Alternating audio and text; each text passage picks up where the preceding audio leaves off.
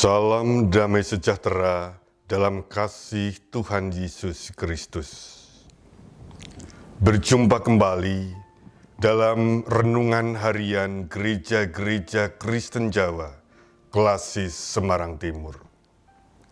Saudara, biasanya kita bersyukur karena kebahagiaan, kesuksesan, atau menerima berkat dan hadiah tertentu.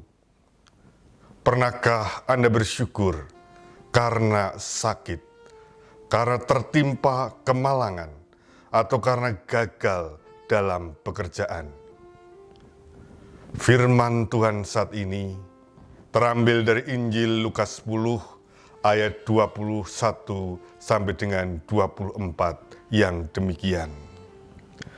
Pada waktu itu juga bergembira Yesus dalam Roh Kudus dan berkata, "Aku bersyukur kepadamu Bapa, Tuhan langit dan bumi, karena semuanya itu Engkau sembunyikan bagi orang bijak dan orang pandai, tetapi Engkau nyatakan kepada orang kecil.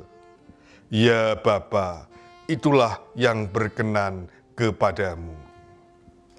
Semua telah diserahkan kepadaku oleh Bapakku, dan tidak ada seorang pun yang tahu siapakah anak selain Bapa, dan siapakah Bapa selain anak, dan orang yang kepadanya anak itu berkenan menyatakan hal itu." Sesudah itu berpalinglah Yesus kepada murid-muridnya tersendiri dan berkata, "Berbahagialah mata yang melihat apa yang kamu lihat. Karena aku berkata kepada kamu, banyak nabi dan raja ingin melihat apa yang kamu lihat, tetapi tidak melihatnya, dan ingin mendengar apa yang kamu dengar, tetapi tidak mendengarnya." Demikianlah sabda Tuhan.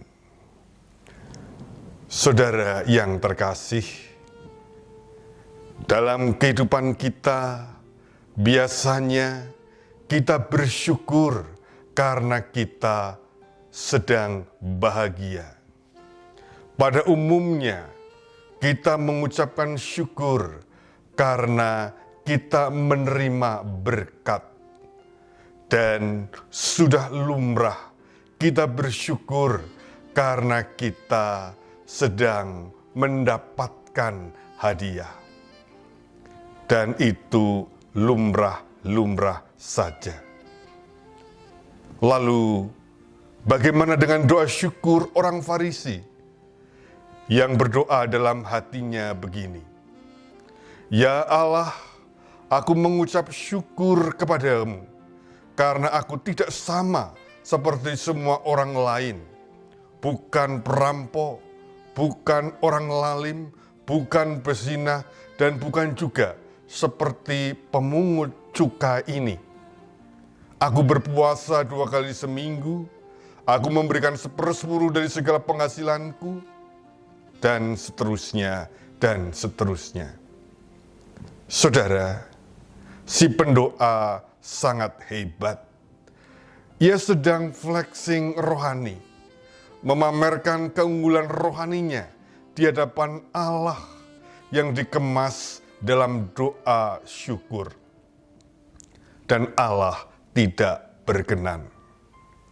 Namun sekarang lihatlah, Yesus bersyukur karena ia memiliki murid-murid dari orang-orang kecil dan sederhana. Mereka adalah para nelayan, pemungut cukai, dan orang-orang yang dianggap berdosa. Ia tidak bersyukur karena memiliki murid-murid yang hebat dan bijaksana. Bersyukur karena dalam kesederhananya mereka justru semakin mengandalkan Tuhan. Saudara yang terkasih, sesungguhnya kita juga diberi ruang untuk terus belajar bersyukur. Dalam kesulitan, kita jadi memiliki kesempatan untuk berjuang dan berkembang. Dalam kesakitan, kita jadi merasakan betapa pentingnya kesehatan. Dalam penolakan, kita tahu dan memahami makna indahnya kebersamaan. Dalam kekecewaan, kita jadi tahu arti penting pengharapan. Dalam menghadapi kritikan, kita jadi tahu diri kita yang lebih baik. Belajarlah dan bersyukurlah dalam setiap kesulitan. Tuhan memberkati. Amin.